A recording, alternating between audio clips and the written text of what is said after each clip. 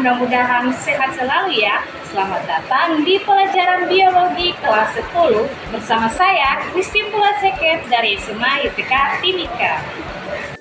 Kali ini kita akan belajar tentang ruang lingkup biologi.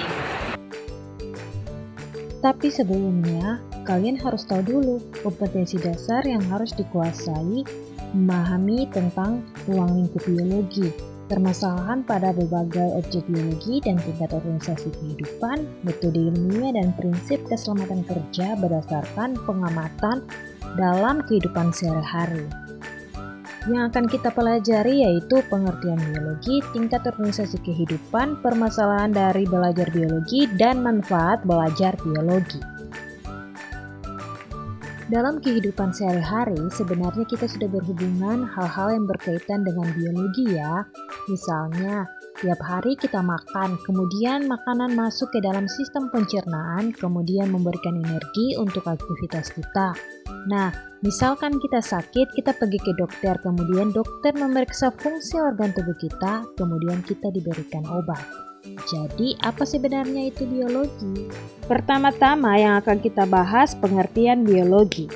Pengertian biologi terdiri dari dua kata dari bahasa Yunani, yaitu bios yang artinya makhluk hidup, logos yang artinya ilmu.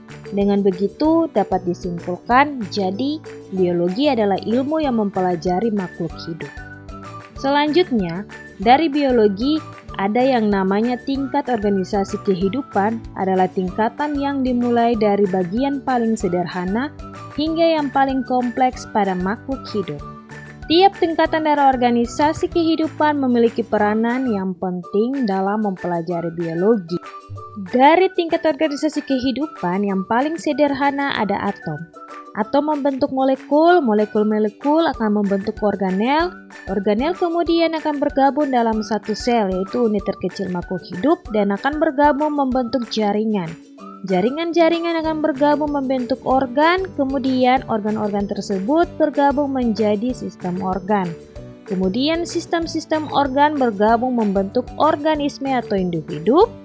Individu-individu dari satu spesies yang sama membentuk populasi.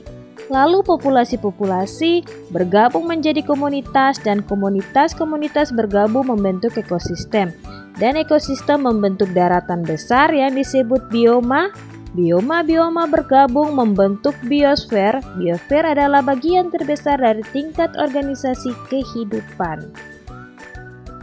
Kita harus memahami tingkatan tersebut untuk mengetahui tingkatan organisme kehidupan yang mana dalam permasalahan biologi dapat terjadi dari tingkat organisme kehidupan.